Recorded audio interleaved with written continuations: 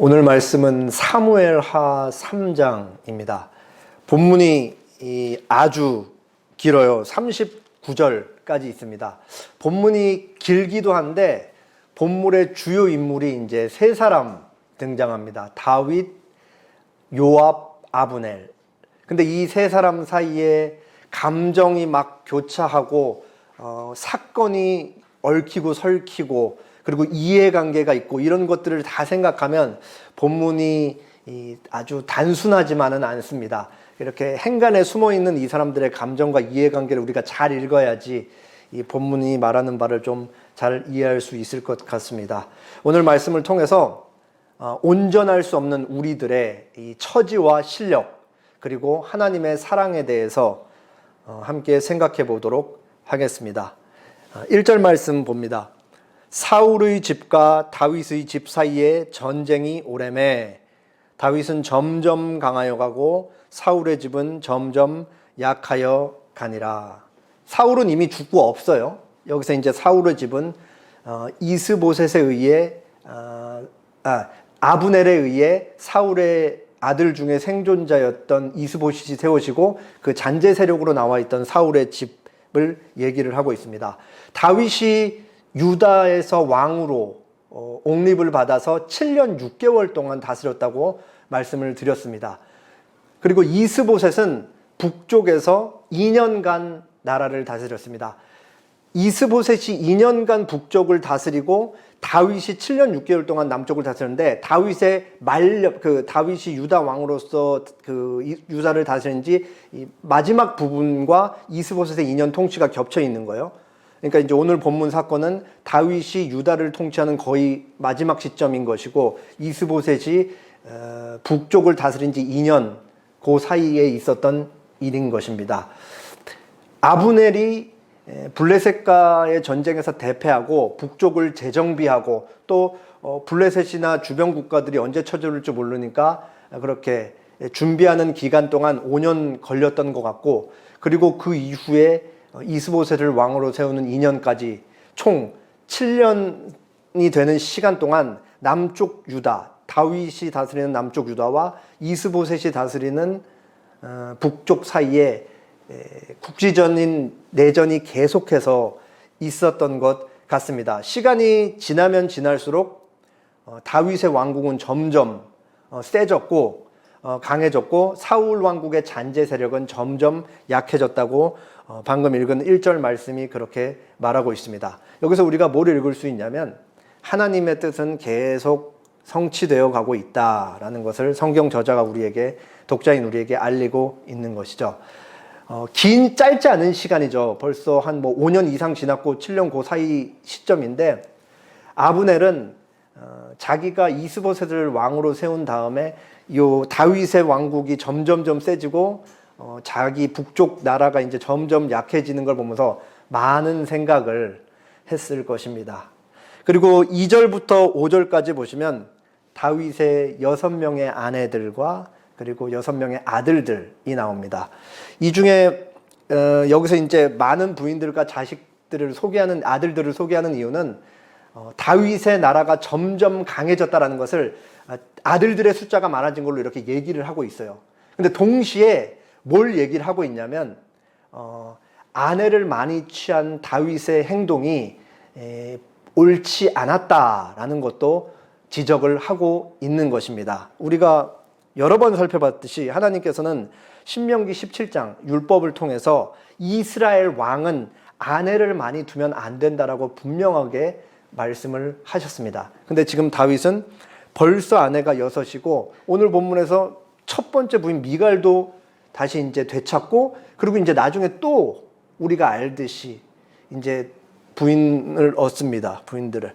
그러니까 이제 여기서 등장하는 6명의 아들 중에 이미 벌써 암논과 압살롬 그리고 아도니아 세 아들이 다윗 생애에 있어서 이제 나중에 굉장히 부정적인 역할로 등장을 하잖아요. 그러니까 그런 것만 봐도 성경 저자가 다윗이 많은 부인을 취하고 많은 아들들이 있었다라는 것을 부정적으로 평가하는 것을 알 수가 있습니다.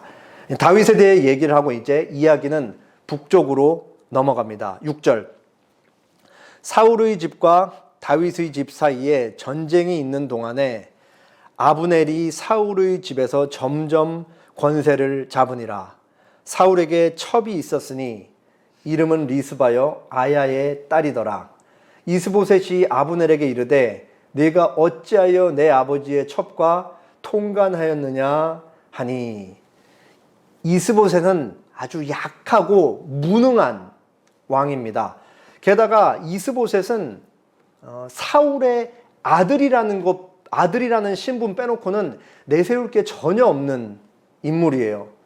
이스보셋은 북쪽에 있는 백성들에 의해 세워진 왕도 아니고 아브넬 한 사람에 의해 세워진 왕입니다. 처음부터 아브넬 한 사람에 의해 세워지고 국정 운영도 아브넬이 하고 그리고 군사 통솔권도 아브넬이 갖고 있으니까 당연히 시간이 지나면 지날수록 이스보셋보다는 누구의 힘이 더 도드라질까요? 아브넬의 힘이 점점점 강해질 수밖에 없었던 것입니다. 자연스러운 결과인 거죠. 그러던 와중에 아브넬이 사울의 첩이었던 리스바라는 여인과 통간을 하게 됩니다. 이때 당시에 왕의 첩과 통간을 한다는 것은 이미 사울이 죽었음에도 불구하고 그 여자는 리스바는 사울의 첩이었는데 왕의 첩과 통간한다는 것은 내가 왕이요라는 것을 선포하는 것과 같은 행동이었습니다. 그러니까 아브넬이 이스보셋을 왕으로 세워놨지만 이스보셋의 아버지였던 그리고 그 아브넬이 섬겼던 사울 왕의 첩과 통관했다는 것은 내가 바로 사울과 같이 이 나라의 왕이다라는 것을 온 세상에 그렇게 알렸다라는 것과 방불한 행동이었던 거예요. 그러니까 이 사실을 이스보셋이 알자 겁도 없이 아브넬에게 지적을 하는 것입니다. 네가 내 아버지 사울 왕의 첩 리스바와 통관한 것은 매우 잘못됐다라고 그렇게 지적을 한 거죠. 그러니까 여기서 이 아브넬이 홧가닥 도는 거예요. 그러면서 내가 지금까지 수고해서 너를 그 자리에 앉혀놨는데 네가 뭔데 나한테 그게 뭐 잘 됐냐 못 됐냐 그렇게 지적질을 하고 앉아있냐. 그러면서 지금까지 고수했던 입장을 한 번에 싹 바꿔버려요. 하나님께서 다윗을 단에서 부엘셀바, 우리나라 치면 최북단에서 최남단까지 이스라엘의 통일왕국의 왕으로 세웠는데 나는 이제 그 뜻을 따라 다윗을 왕으로 세울 거다 라면서 이스보셋에게 엄포를 놓습니다. 이 아브넬은 굉장히 현실적인 사람이고 이 정치 감각이 뛰어난 사람이에요. 그래서 지난 5년 6년 동안 남쪽은 계속 흥왕하고 있고 그리고 자기가 이스보셋 세워서 실권을 쥐고 있는 이 북쪽은 계속 어떻게 된 거예요? 약해지고 있잖아요. 그러니까 생각이 많이 들고 엄청 어떻게 하면 내가 이 권력을 유지하면서 처음에는 내가 이스보셋 세우고 여기서 대리 통치 섭정하면서 이 나라에서 얻을 수 있는 권력을 계속 유지해보자 이런 생각이 있었는데 점점점 약해지는 거 보면서 어떻게 하면 내가 이 권력을 유지하면서 계속 살 수 있을까 이런 궁리를 무지하게 했었던 것이죠. 그러던 중에 이 첩사건 리스바 사건이 터졌던 것이고 다윗을 왕으로 세우겠다라고 그렇게 아브넬이 이스보셋에게 엄포를 놓았던 것입니다. 여기서 이스보셋은 한마디도 못하죠. 그냥 두려워서 바들바들 떠는 거예요. 자기가 제일 잘하죠. 사실 아브넬 아니면 나는 아무것도 아니다라는 것을 너무 잘 알고 있었던 것입니다.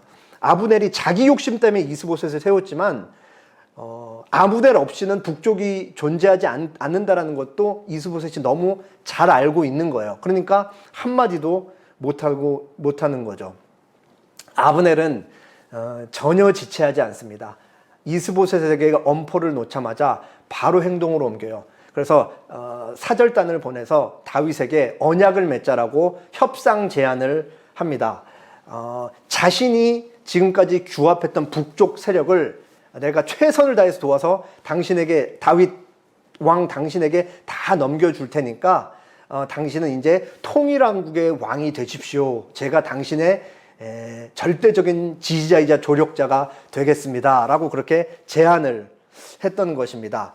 그 얘기를 듣고 다윗이 한 가지 조건을 제시해요. 어떤 조건을 제시하냐면 내가 그 협상 제안을 받아들일 테니까 미갈을 다시 나에게 데리고 오십시오라고 그렇게 조건을 제시합니다. 여기서 다윗이 미갈을 데리고 오라는 이유에는 두 가지가 있어요.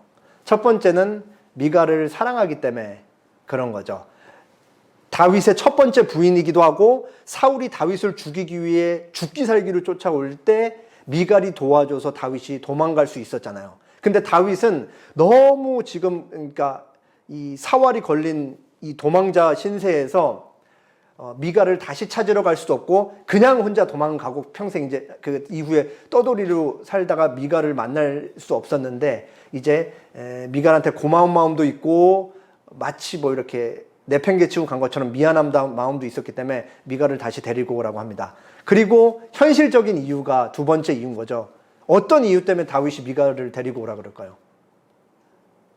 미갈을 다시 아내로 맞아들이면 미갈은 정통성이 있는 사람이잖아요. 사울의 딸이니까 다윗이 미갈을 다시 데리고 와서 아내로 맞는다라는 것은 다윗이 사울 왕가를 여전히 존중하고 있고 자기가 그 이후에 왕위를 계승한다라는 것을 온 북쪽 백성들에게도 알릴 수 있기 때문에 그런 정치적인 이유로 미갈을 데리고 오라고 했었던 것 같습니다. 성경은 아브넬과 다윗 위에 맺은 이 언약, 이 협정에 다윗이 제시한 조건만 얘기를 하고 있어요. 근데 제가 참고하는 책 거의 다였던 것 같아요. 성경이 기록하고 있지는 않지만 당연히 아브넬도 다윗에게 조건을 제시했을 것이다. 왜냐하면 언약이라는 건 양쪽에서 조건을 제시하고 다 그렇게 오케이를 하면은 협상이 되는 거니까 아브넬이 다윗에게 제시했던 조건은 뭐였을까요? 당신은 통일한 국의 왕이 되십시오. 그럼 이스라엘은 하나의 왕이 될 것입니다. 그리고 나에게 2인자의 자리를 당연히 허락을 해 주십시오. 이 아브넬이 굉장히 이 술수가 뛰어난 사람이었던 것이죠. 두 사람의 언약은 성사가 되는 것이고 일단 사절단에 의해 성사가 됐고 아브넬은 미갈을 데려옵니다. 이것도 참 좀 그런 게 다윗이 도망 다닐 때 사울이 미갈을 이 다른 사람 발디엘이라는 사람한테 그냥 이렇게 시집을 강제로 보내버려요. 근데 두 사람이 잘 살았던 것 같고 이 발디엘이 미갈을 아주 사랑했던 것 같아요. 그러니까 이제 미갈을 뺏어오려고 그러니까 막 발디엘이 막 엉엉 울면서 막 이렇게 끝까지 쫓아오는데 거기서 이제 아브넬이 으름장을 놨겠죠. 썩 가라고.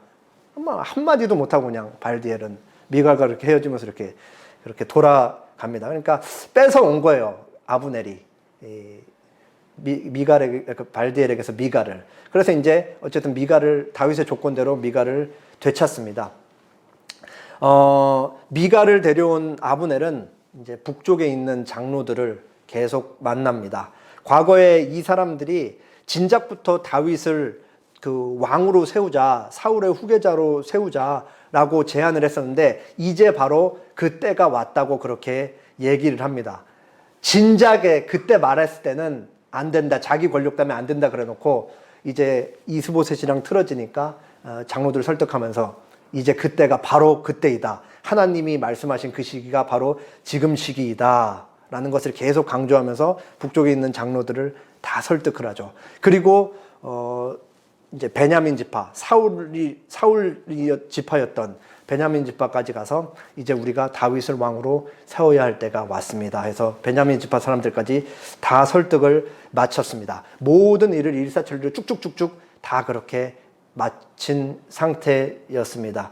그래서 이제 아브넬은 20명의 부하들을 데리고 다윗을 만나기 위해 헤브론으로 갑니다. 그래서 두 사람이 만나고 협상도 잘 진행되고 이제 다윗이 그 가라고 얘기하고 이제 아브넬은 후위를 도모하면서 이렇게 아주 좋은 마음으로 헤브론을 떠납니다. 이제 다윗의 입장에서 보면 지금까지 이제 아주 좋았어요. 다윗은 손에 피를 묻히지 않고 유혈 사태를 벌이지 않고 평화롭게 통일을 해서 그 통일왕국의 왕이 되기를 바라는 거거든요. 근데 뜻하지 않게 북쪽 실권을 쥐고 있었던 아브넬이 이 평화협상 제안을 했고 다윗은 이게 너무 좋은 거죠. 그러니까 이게 언약까지 다 체결돼서 이제 다 좋다, 너무 좋다 그렇게 일이 진행되고 있었는데 여기서 이제 아주 어려운 사건 하나가 발생합니다. 22절, 23절인데요. 제가 22절 읽고 여러분이 23절 읽겠습니다. 다윗의 신복들과 요압이 적군을 치고 크게 노력한 물건을 가지고 돌아오니 아브넬은 이미 보냄을 받아 평안히 갔고 다윗과 함께 헤브론에 있지 아니한 때라. 요압 및 어떤 사람이 요압에게 말하여 이르되 내리 아들 아브넬이 왕에게 왔더니 왕이 보냄에 그가 평안히 갔나이다 하니. 이제 요압이 갑자기 이제 등장을 했어요. 요압이 누구예요? 남쪽 유다 왕국의 2인자. 요압이 등장을 했고 이제 아브넬과 다윗이 협상을 할 때 요압은 헤브론에 없었습니다. 요압이 어디 나가 있었냐면 이제 약탈 전쟁을 벌이기 위해 전쟁터에 나가 있었어요. 그리고 아브넬과 다윗 사이 협상이 끝나고 아브넬은 평안히 돌아가고 있는데 이제 요압이 온 거예요. 그리고 이게 굉장히 못마땅했던 사람이 한 명 있었던 것 같아요. 그 사람이 요압에게 얘기를 한 거죠. 아니 아브넬이 왔다 갔는데 다윗 왕이 그냥 돌려보냈더라고요. 뭐 이런 얘기를 이제 전달을 한 거예요. 그러니까 요압이 이거를 듣자마자 이제 불같이 화가 나는 거예요. 그래서 요압이 대뜸 다윗을 찾아가서 막 이제 채근을 하는 거죠. 당신은 아브넬이 어떤 사람인지 알지 못하냐고. 그러면서 아브넬이 당신 지금 우리 남쪽 유다 왕국 상황 어떤지 살피고 뭔 짓거리를 할지 모르는데 그걸 모르냐고. 그한테 속은 거라고 막 얘기하면서 잘못했다라고 그렇게 채근을 합니다. 그냥 돌려보내면 절대 안 된다라고 막 이렇게 막 쏘아 붙인 거예요. 왕한테. 요압이 이런 사람인 거죠. 그러니까 그리고 나서 요압이 이제 다윗을 만나고 나온 다음에 이제 일을 꾸며요. 빨리 그 사람들을 보내가지고 아브넬을 다시 돌아오게 합니다. 그리고 이제 아브넬은 아무런 의심도 없이 이제 돌아오는 거예요. 모든 게 너무 잘 일이 풀렸으니까. 그래서 돌아와서 성문 안으로 들어오자마자 요압이 동생 아비새와 함께 아브넬의 배를 칼로 찔러서 칼은 안 나와 있지만 칼로 찔렀을 거예요. 그렇게 거기서 암살을 하게 됩니다. 그리고 성경은 27절 30절에서 요압이 아브넬을 죽인 이유에 대해 이렇게 얘기합니다. 자기 동생 아사헬의 피로 말미암음이었더라. 지난주에 내용 기억하시죠? 아브넬이 아사헬, 요압, 아비새, 아사헬 삼형제잖아요. 다윗의 누이의 수르야의 아들 삼형제인데 이 아사헬이 아브넬을 죽이기 위해서 열심히 쫓아가는데 아브넬이 2번이나 따라오지 말라고. 그러다 이제 창 뒤쪽에 이렇게 배가 간통해서 죽잖아요. 처음 들으시는 표정으로 다들. 그래서 이제 그 피해 복수를 했다 이거예요. 그 이제 위에 요압과 아비새가. 근데 이게 이렇기 때문에 괜찮다 얘기하는 게 아니고 지금 사적인 복수를 했다 이거예요. 왕국 문제는 지금 중요한 안중에도 없고 그 요압과 아비새가 사적인 복수를 했다. 그렇게 얘기를 하고 있는 것입니다. 이 사적 복수도 문제긴 한데 여기서 요압은 크게 2가지 잘못을 한 거예요. 이 이유 외에도. 첫 번째는 뭐냐면 왕명을 어긴 거죠. 아브넬을 아무렇지 않게 무사히 돌려보낸, 언약을 맺고 무사히 돌려보낸 게 누구의 뜻이었어요? 다윗의 뜻인 거잖아요. 그럼 왕의 뜻이라고요. 근데 요압이 자신이 껴서 왕명을 어기면서 그렇게 아브넬을 암살했던 것입니다. 제가 말씀드렸죠. 다윗의 의 중엔 뭐가 있다고요? 더 이상 유혈 사태를 보지 않고 나라를 통일하는 거였다고요. 근데 요압이 자기 사적 복수를 위해서 왕명을 어기면서 일을 꾸미고 아브넬을 암살했던 것입니다. 그리고 2번째, 이게 이제 요압 마음속에 숨겨진 진짜 이유라고도 할 수 있는 이유예요. 이게 뭐냐면 자기 욕심이라고 할 수도 있고 질투라고도 할 수 있는 동인인 거죠. 나라가 통일이 되면 다윗이 통일왕국의 왕이 되고 아까 암묵적으로 누가 2인자 자리를 약속받았다 그랬죠? 아브넬. 근데 지금 요압이 누구라고요? 남쪽 다윗 왕국에 지금까지 다윗이 도망 생활할 때부터 늘 2인자 자리를 지키고 있었던 사람이에요. 그러면 통일왕국이 되고 아브넬과 다윗이 협상을 했었을 때 아브넬이 2인자가 되면 누가 밀려나는 거예요? 요압이 밀려나는 거죠. 그러니까 이 시기와 질투, 욕심의 감정 때문에 불러들여가지고 암살을 하는 겁니다. 어떤 학자들은 오히려 자기 동생 복수는 명분이었다 이거예요. 진짜 죽이고 싶었던 이유는 자기 자리 뺏기지 않기 위해서라고 얘기하는 학자도 있었습니다. 이 시기와 질투라는 감정이 얼마나 파괴적인 감정인지 우리가 알 수 있죠. 관계를 전부 파괴하는 감정이라는 걸 알 수 있습니다. 이 시기와 질투라는 감정은 누군가 올라가는 걸 못 올라가게도 하고 올라가는 걸 끌어내리기도 하고 그리고 내 자리를 빼앗으려는 자를 적극적으로 제거하는 것까지 다양하게 발현되는 아주 무시무시한 감정인 걸 우리가 알 수 있습니다. 결국 요압은 아브넬이라는 존재로부터 위기의식을 느꼈기 때문에 그걸 견디지 못하고 그렇게 암살을 했던 것입니다. 다윗이 자기 허락이 전혀 없었는데 요압이 혼자 일을 꾸미고 암살한 것을 알고 완전히 이제 선을 긋는 거예요. 나와 내 집은 아브넬 죽는 사실에 아무런 관여도 하지 않았다. 뭐라고 얘기하냐? 아브넬의 피에 대해서 나와 내 나라는 여호와 앞에 영원히 무죄하다. 다윗이 그렇게 공식적으로 선포를 했습니다. 다윗은 아브넬의 죽음이 자기와 아무런 관련이 없다는 것을 못을 받고 그리고 요압의 집안을 저주해요. 너네 집에 나병 환자가 끊이지 않을 것이다. 그 다리 저는 자가 끊이지 않을 것이다. 칼에 죽는 자들, 양식이 떨어진 자들이 줄지 않을 것이다. 라고 이렇게 저주를 합니다. 처벌을 하지 않고 저주를 한다라는 사실이 중요해요. 그 이유가 이제 나중에 마지막에 밝혀집니다. 다윗은 요압의 집안을 저주한 다음에 국장을 치러요. 아브넬을 위해서 이제 국장을 치르고 백성들 앞에서 요압에게도 애도를 하라 그러고 모든 백성들에게 아브넬을 위해 애도를 하라고 명령을 합니다. 다윗은 아브넬을 위해 눈물을 흘리면서 노랫말까지 지어서 그렇게 읊습니다. 다윗이 예전에 사울이 죽고 요나단이 죽었을 때와 똑같이 그렇게 한 것이었죠. 여기서 다윗은 진심으로 슬퍼하고 이 모든 과정을 보았던 백성들이 너무 기뻐하면서 오해가 풀렸다고 성경이 얘기를 하고 있어요. 어떤 오해를 했을까요? 요압이 아브넬을 죽였다는 것을 당연히 사람들은 어떻게 하는 거예요? 다윗이 명령을 해서 다윗의 명령을 듣고 요압이 죽였다라고 이해를 하고 있었던 거죠. 그러니까 이 사실이 북쪽에 전해지면 북쪽 사람들이 얼마나 반발이 있었겠어요. 다윗을 믿지 못하고 다윗 저 사람 독재자다. 저 사람 말을 듣지 않으면 전부 저렇게 죽여버리는 사람이다. 이런 오해가 있었는데 다윗이 아브넬의 죽음을 애도하면서 장례 치르고 이 기간을 다 지켜보면서 사람들이 기뻐하면서 오해를 다 풀었다.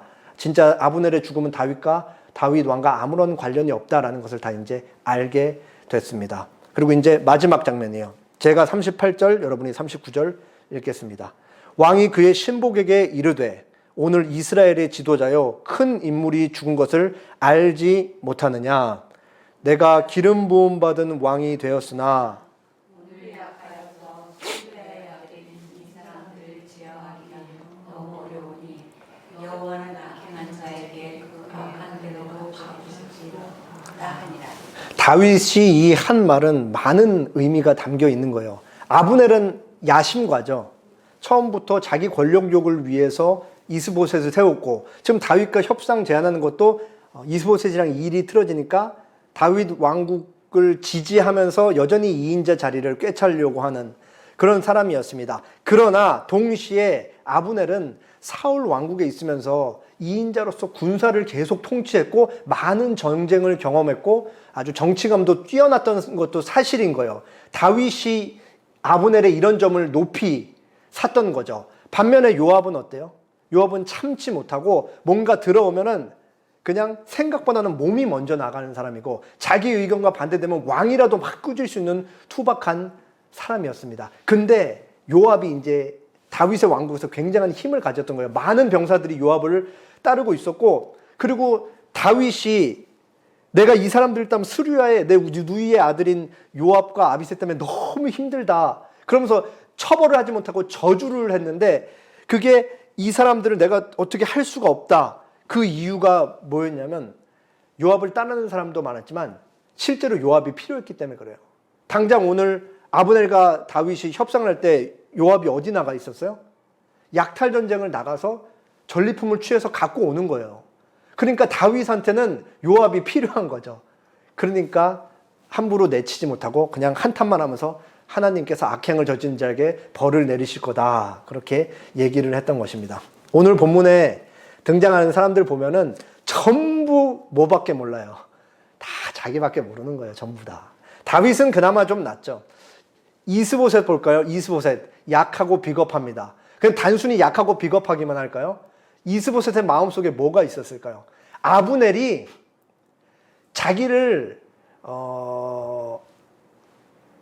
그냥 자기 권력을 위해 나를 왕으로 세웠다 할지라도 적어도 명분상으로 나를 왕으로 세워줘 그것만으로도 난 좋다. 그렇게 살아왔던 사람이 이스보셋인 거예요. 그리고 아브넬은 여러 번 말씀드렸지, 자기 자신만을 위해 이스보셋을 세우고 입장 철회하고 늘 필요에 따라 움직이는 그런 사람이 바로 아브넬이었습니다. 요압은 뭐예요? 왕의 뜻보다 자기 뜻이 더 중요한 사람이었죠. 왕이 평화롭게 나라를 합치고 싶어 하지만 요압은 자기가 느낀 위기의식 때문에 자기 멋대로 아브넬을 암살하는 그런 사람인 것입니다. 다윗이 좀 낫긴 하지만 다윗도 여전히 문제가 있죠. 많은 아내들을 취한 것도 문제가 됐고, 그리고 결국은 정의 구현을 못 하잖아요. 요압을 처벌해야 되는데 요압이 나 대신 다 전쟁해 주니까 함부로 내칠 수가 없는 거예요. 데리고 있을 수밖에 없는 거죠. 이거 사실은 다윗도 비겁하다, 정의를 실현하지 못했다라고 우리가 할 수가 있습니다. 그런데 이 본문에 등장하는 사람들이 전부 자기 자신만을 위해서 살고 있는데 사실 누구를 봐도 나 같지 않은 사람이 한 명도 없는 거예요. 한 명도 없는 거예요. 아브넬을 봐도 나갔고, 이스보셋을 봐도 나갔고, 요압을 봐도 나갔고, 다윗을 봐도 나갔고. 인간은 흠이 없을 수가 없습니다. 죄를 안 짓고 살 수가 없는 게 인간의 현실인 것이죠. 성경이 죄를 규정할 때 처음부터 끝까지 하나님을 사랑하고 이웃을 사랑하는데 실패한 것이라고 죄를 규정한다면 우리는 하나님을 온전히 사랑할 수도 없고 이웃을 온전히 사랑할 수가 없는 존재입니다. 그런 의미에서 우리는 늘 죄를 짓고 사는 것이고 죄에 노출되어 그렇게 살아가면서 실패하는 삶을 살고 있다라고 해도 과언이 아닌 것입니다. 이거는 사실 예수님을 믿고 난 이후에도 마찬가지인 것이죠. 그렇기 때문에 우리는 역설적으로 누가 필요한 거예요? 예수님이 여전히 필요하다는 것 사실을 알 수가 있습니다. 여기서 예수님이 여전히 필요하다라는 말은 우리가 갖고 있는 정말 이 뼛속 깊숙이 달라붙어 있는 이기심과 누군가를 미워하는 마음과 이 죄 문제를 우리 스스로는 온전히 해결할 수 없다라는 의미인 거예요. 그렇게 우리는 하나님과 이웃을 온전히 사랑할 수밖에 없기 때문에 우리 스스로 이걸 해결할 수 없기 때문에 누군가 우리를 대신해서 이 문제를 해결해 줘야 된다는 거죠. 그걸 누가 해결해 주신 거예요? 바로 우리를 대신해서 피를 흘리신 예수님이 해결해 주셨다라는 것을 우리가 성경을 통해 알고 있습니다. 본문에 놀라운 역설이 숨겨져 있어요. 본문에 등장하는 다윗, 아브넬, 요압, 이스보셋, 북쪽 장로들, 사람들 전부 다 자기 이익만을 위해 그렇게 살아가고 있는 거죠. 뭐 거기에 이제 거룩한 사람들도 몇 있었을 거예요. 그리고 좀 나은 다윗도 있었고. 그런데 하나님이 이 사람들을 로봇처럼 막 조정을 했나요? 사람들은 다 자기가 원하는 대로 자기 뜻대로 행동을 하고 있는 거죠. 그런데 성경은 뭐라고 얘기하냐면 하나님의 뜻이 이루어지고 있다라고 우리 이렇게 얘기를 하고 있는 거예요. 하나님의 뜻이 뭐예요? 다윗을 왕으로 세우는 거잖아요. 근데 어떻게 하다 아브넬이 죽고 일이 잘못될 뻔했는데 결국은 보면은 결과적으로는 다윗이 이스라엘 통일왕국의 왕이 되는데 한 걸음 더 가까이 다가갔다. 하나님의 말씀은 점점 인간들의 악함에도 불구하고 제멋들의 행동하는 것에 불구하고 이루어져 가고 있다라고 그렇게 오늘 본문은 우리에게 얘기하고 있는 것입니다. 민수기 23장 19절 하나님은 사람이 아니시니 거짓말을 하지 않으시고 인생이 아니시니 후회가 없으시도다. 어찌 그 말씀하신 바를 행하지 않으시며 하신 말씀을 실행하지 않으시랴. 하나님께서는 한 번 하신 말씀을 반드시 지키신다. 하나님은 한 번 하신 약속을 반드시 지키시고 지키실 수 있는 능력이 있으시다라고 그렇게 성경이 얘기하고 있습니다. 오늘 본문에서 보는 놀라움, 사람들은 전부 죄악된 일들을 자행하면서 자기들 멋대로 살아가는데 하나님의 뜻은 점점 이루어지고 있다라는 것을 우리가 어디서 그 극치와 절정을 보는 거예요? 예수님의 십자가에서 보는 거잖아요. 예수님의 십자가, 예수님이 어떤 과정을 통해서 십자가에까지 가시는지 우리가 잘 알잖아요. 유대 기득권층, 바리새인, 대제사장들 이런 사람들이 전부 삼삼오오 모여가지고 자기들이 쌓아놓은 열심히 공들여서 쌓아놓은 그 기득권을 예수님이 자꾸 문제 있다라고 지적을 하니까 예수 저 사람 방해 세력 바로 제거해버리자. 그래서 온갖 술수를 써서 결국은 예수님을 십자가에 달잖아요. 그리고 본디오 빌라도 예수님이 무죄한 것을 분명히 봤는데 사람들이 막 십자가에 달라 그러니까 그 자기의 정치적인 입장과 이득을 위해서 예수님을 결국 십자가에 못 박도록 허락하잖아요. 그게 유대 기득권이었고 본디오 빌라도였죠. 그리고 백성들은 어땠어요? 예수님이 새끼 나귀 타고 예루살렘 입성하실 때 막 종려나무까지 흔들면서 막 우리의 왕이 되소서 막 하다가 딱 보니까 예수님이 이제 막 몸에 막 멍도 들어있고 막 부어있고 이제 그 죄인으로 이제 이미 거의 이제 결정이 나서 법정에 있는 거야. 그러니까 사람들이 보면서 그걸 어떻게 해요? 너희들은 누구를 원하냐 할 때 예수를 못 박으소서 바로 입장 바꿔버리는 거예요. 분리할 것 같으니까. 그리고 가룟 유다. 예수님과 3년 동안 동고동락했는데 고작 그 은 30전에 자기 스승을 팔아버리는 거죠. 이 사람들 다 자기 뜻에 맞지 않고 가만히 보니까 아닌 것 같고 다 내 이득을 위해서 그렇게 예수님을 십자가에 못 박는 데까지 그렇게 다 몰고 갔죠. 그런데 성경이 뭐라고 얘기를 하냐? 하나님께서 예수님을 십자가에 못 박으셨다 라고 얘기하죠. 우리가 잘 외우는 요한복음 3장 16절 있잖아요. 하나님이 세상을 이처럼 사랑하자 독생자를 주셨으니 이는 저를 믿는 자마다 멸망치 않고 영생을 얻게 하려 하심이라. 이 얼마나 놀라운 소식이에요. 예수님을 십자가에 못 박았던 유대 기득권층과 사람들과 이 모든 사람들이 예수님이 십자가에 달린 그 복음의 대상이 된다라는 것을 성경이 그렇게 얘기를 하고 있는 것이죠. 그렇게 예수님의 피 뿌림, 피 흘리심은 모든 믿는 자들의 과거에 지었던 모든 살았던 믿는 자들의 죄들과 지금 살고 있는 전 세계에 있는 모든 믿는 자들이 지은 죄들과 미래의 믿는 자들이 믿을 자들이 지었던 죄들까지도 다 사하고 많을 만큼 강력한 게 바로 예수님의 십자가 사역 피 흘리심이라는 것을 우리가 아는 것입니다. 그리고 예수님의 그 피의 능력은 하나님의 사랑, 우리를 향한 하나님의 사랑과 비례하는 거예요. 그래서 예수님의 십자가에는 우리를 향한 하나님의 사랑이 담겨져 있는 것입니다. 그리고 그 예수님께서 십자가에서 쏟으신 그 피에는 하나님의 영원한 사랑이 담겨져 있어요. 왜 영원한 사랑이 담겨져 있나? 예수님은 그냥 아무런 죄도 짓지 않은 무분별한 인간이기만 하신 게 아니셨죠. 예수님은 사람이셨지만 동시에 뭐였어요? 하나님이셨잖아요. 그러니까 예수님의 죽음 자체가 영원성이 이미 들어가 있다고요. 그렇기 때문에 성경은 예수님의 피 흘리심에 대해서 예수님의 십자가 사역에 대해서 영원히 그리고 단 한 번에 믿는 모든 자들의 죄를 사하셨다라고 그렇게 얘기를 하고 있는 것입니다. 그리고 하나님께서 우리를 향한 이 하나님의 사랑을 예수님의 속죄 사역뿐만 아니라 확실하게 이루기 위해서 이렇게 얘기를 하십니다. 그리스도께서 장차 얻을 유산이에요. 유산의 보증으로 우리에게 성령을 주신다. 신자가 하늘 유업을 받을 것을 성령을 주셔서 이것에 대한 보증을 하시는 것이다. 무슨 말인지 아시겠죠?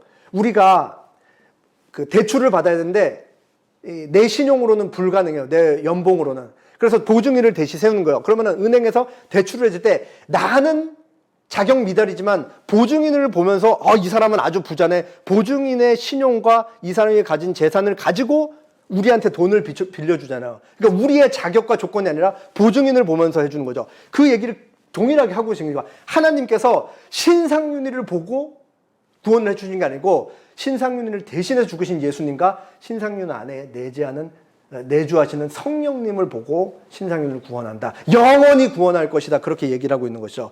보증이란 약속의, 하나님께서 하신 약속의 확증인데 성령을 모든 신자에게 주셔서 그 신자로 하여금 하늘나라에 들어갈 것과 하늘 유업을 받을 것을 이 땅에서 확증하는 것이다. 그렇게 얘기를 하는 것입니다. 우리는 사실 우리 안에 내주하는 성령님을 온전히 눈으로 볼 수도 없을 뿐더러 온전히 느낄 수가 없습니다. 그러나 하나님은 아시는 거예요. 왜냐?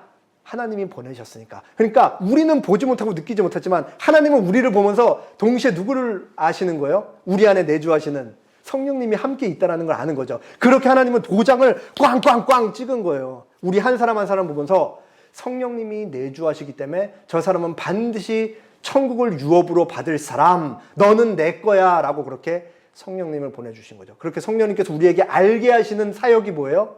예수 그리스도께서 나를 위해 영원히 그리고 단번에 피를 흘리셨다라는 것을 알 수 있어요. 이를 통해 우리가 뭘 알아요?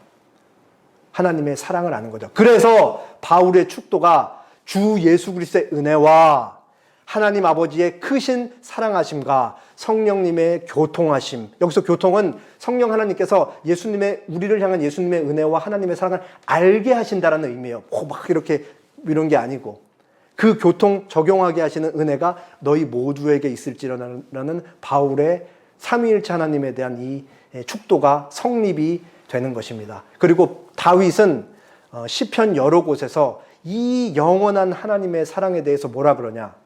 실패할 수 없는 사랑이라고 그렇게 규정합니다. Unfailing love 이렇게 규정을 하는 것이죠.